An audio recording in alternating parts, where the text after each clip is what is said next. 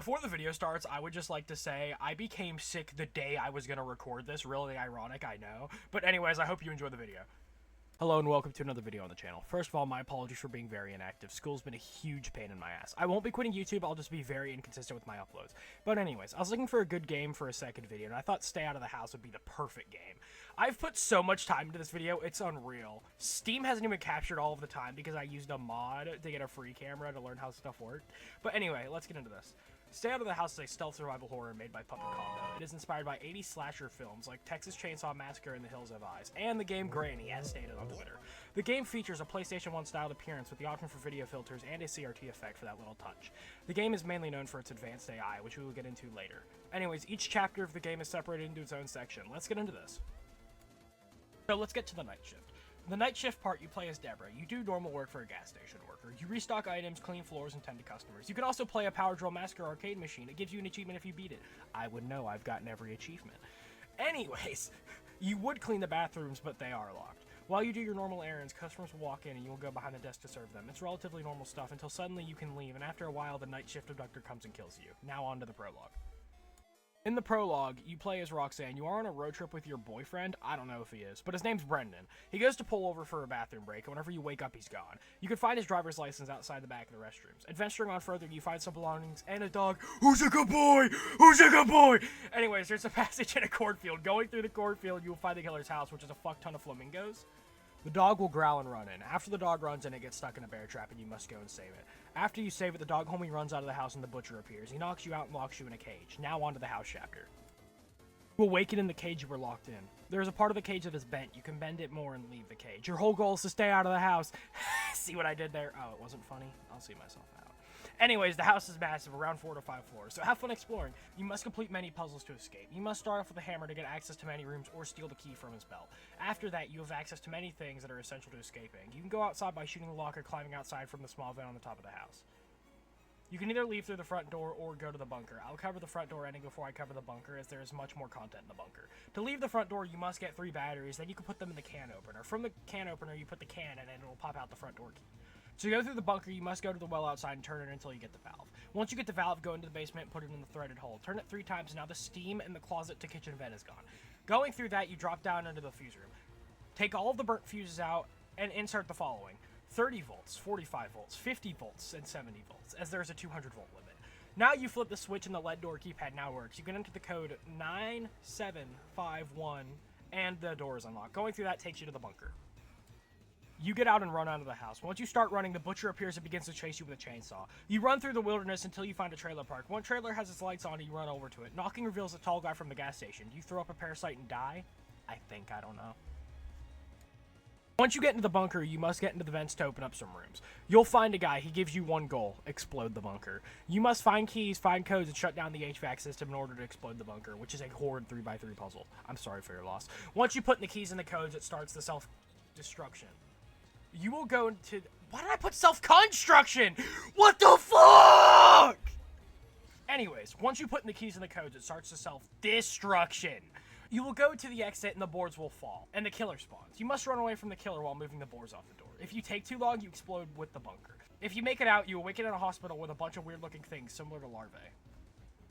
This ending is quite important to not mention. If you go into the room with the large orb and turn it on and stare into the camera, it teleports you to these weird halls that appear like brain and organ tissue.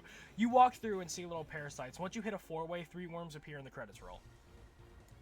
I just noticed I've barely mentioned the killer this entire time, so let's mention them. The killer takes on a very similar appearance to Jason Voorhees Part 2. The sack over his head with the rope tying it down, a plaid shirt, a bloody apron, jeans, and boots. Although the killer can change clothing and gain things, let's talk about that. The killer appears to gain a gas mask whenever you make it into the house or during the prologue. And the killer has a nude form with just an apron, put your dick away, and a white suit for the bunker itself. The killer also sometimes changes weapons. An example of this is the cleaver cutting, the sledgehammer for chasing and killing other victims, and the chainsaw whenever chasing you in the ending of the bunker and the front door. Weirdly, the chainsaw variant is different than the main, as it's immune to clothing changes. Now onto the nerd stuff. Let's talk about the AI, because I'm really intrigued on how this worked. As I do not have access to the code, I have no way to figure out all of this information, so some of it might be incorrect. But anywho, let's begin. The killer can cut meat, go around the house, and do stuff inside and in the bunker. Outside. It's outside. It's not in. The killer will kill other survivors outside. He can hear you if you are being too loud, which will alert him to your location. You can shoot him twice with the revolver and he will scream or retreat into the metal doors that only he has access to. Whenever you are chased, it seems the killer has two ways of pathing. One to just follow, and the other is to predict where you're going to cut you off. If the killer sees you under a bed, they will flip it over to get to you. Interestingly enough, it seems they can also find you based on your light, although I can't find anything to back that claim. If the killer sees you enter a vent, they will turn on the gas and await you at the other side you would go through. Interestingly, while he's in a room, sometimes he will just vanish and randomly appear. I haven't found where he vanishes to though. My best bet is the bunker, as it's not spawned in yet. The menu is actually a fully 3D scene within the game. If you use a free cam, you can see the cube that the house is in, the trees, and the spinning house. I personally feel this is one of the best puppet combo games I have ever played. The atmosphere is the perfect scare factor, not too dark, but dark enough that you feel like you're a deer in headlights. You feel incredibly vulnerable. The design language of the game is just fantastic, a chef's kiss for sure. There's so many small details that add so much to the overall feel of the game. There is so much stuff that's interactive and it just looks really cool in general. The intelligent AI is very scary, especially if you are new. Even whenever you're used to the game, it's still very scary. And it is really overwhelming at times as well. You can never outsmart the butcher. The game has interesting puzzles that aren't too hard, but enough to keep you on your feet. I love whenever I can actually comprehend stuff. It makes me feel very smart. Anyways, to sum up my yap session, I think the game is incredible. Now on to the next section. So now, let's get an opinion from a good friend of mine. Hey, Tony! What's up, Joey? Stay out of the house. Yeah, I recently just finished playing it. Okay, so where do I start? From what I remember, I found out about it by watching you play it a bunch, and also other puppet combo games. I really like the look of the game, even though that type of game, I'd say it's kind of similar to Granny, but I'm not really a fan of those types of games. But there was just something about Stay Out of the House that really, intrigued me, and I wanted to give it a shot. I guess I should start with my experience with playing it. I decided to save up some money and buy the game, and when I first went into the game, it definitely did its job. I got scared a bunch of times, not only from the butcher, but the whole game itself just creeped me out. It gave off that, 80s horror film vibe. Now, I know what you're gonna say. Oh, Tony, you're like 10. Me. I'm 14.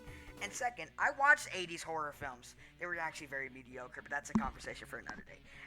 Anyway, back to the game. Every little detail in Stay Out of the House was just amazing. The fact that when you start out, there's a little camera pointing at the cage that you were just trapped in, it was just insanely crazy. Imagine that. Someone who's just kidnapped you, puts you in a dog pen and is recording the entire thing. That's just... And the thing is, it is much similar to Granny. Some people could say they're the same game. But I feel like Puppet Combo just did it way better. Plus, it was more appealing to the eyes. And a little side note, I loved how you're able to disable the screen effects. Because if I was stuck with that, VHS effect, I feel like I would just go insane. So, props to the devs for doing something that most horror games would not do. But enough about the positives. Let's talk about what I didn't really like about the game. First of all, and call me crazy, but the whole not being able to save when you're in danger. I feel like it just got in the way because I cannot tell you how many times I had to wait to save in those vents. I feel like if you're in the safe room, you should be able to save in a safe room regardless of whether or not you're in danger, because it's a safe room. You're supposed to be safe. But, I don't know, maybe that's just me. Another thing I'd like to add, the entire game was extremely loud, but then again, that could really, contribute to the whole thing of it being scary, because when I was running from the butcher countless times, just it being louder made it more immersive. So, I guess that shouldn't really fit into the positive, but then again, it was pretty loud. I feel like I have ear damage. Anyway, this isn't really something too... What the fuck? I just died mid-recording. This isn't really something that, big of a problem, but I feel like the butcher's screams didn't really fit it. I mean, I get it, he's a maniac cannibal and stuff, but I don't really know. I feel like him going, just doesn't really fit, what he is. I feel like that would more fit of, a monster than an actual person. So, yeah. But I feel like that's all I really have to say about the game. I'd say it was more positive than negatives, so, yeah. Oh, and also, a little side note, I would absolutely... I got this!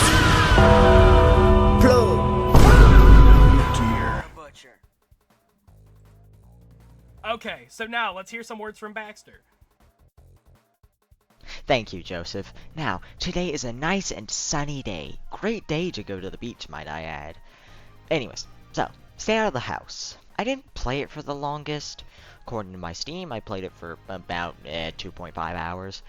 Though, I did enjoy my time with the game. There was one main complaint that made me pretty much unable to finish it. But, let's probably start off with the positives, just not to keep this too negative.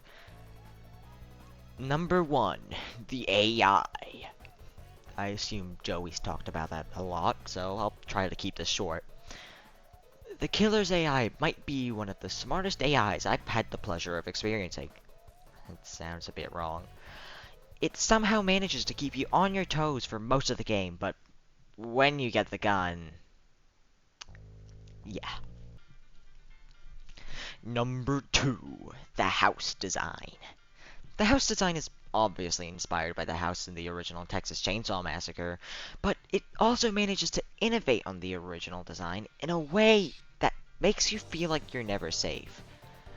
Because you pretty much never are. The first 2 floors are pretty obviously not safe. You may think the vents are safe, but there's this weird-ass baby that can sometimes get you, and the butcher can also turn on the gas and lure you out through there. The basement is so tiny and cramped that if you run down there and he's chasing you, it's probably not gonna end too well. And finally, the design. As a self-proclaimed designer myself, this game looks great. The models are absolutely creepy. And the texturing is crispy. Like, if I ate the textures, they would probably taste a bit like the crispy parts of pork. Now, my one and main complaint. The sound design. Most of it is pretty good, but the killer's chase music is so fucking loud that I can barely hear myself think. That was probably the goal, but you can still do that without just an ear-piercing noise. When I played it, I started to get this head-splitting headache and just had to give up. Probably would have continued it too. Post-scripting Baxter here, and I just realized there is a volume slider in-game that you can use, so I may try to play the game again. Oh, probably not. Anyways, that concludes my segment. Now back to Joseph with the forecast. Alright, it is pretty rainy over here with a side of never mind, I'm not fucking doing this.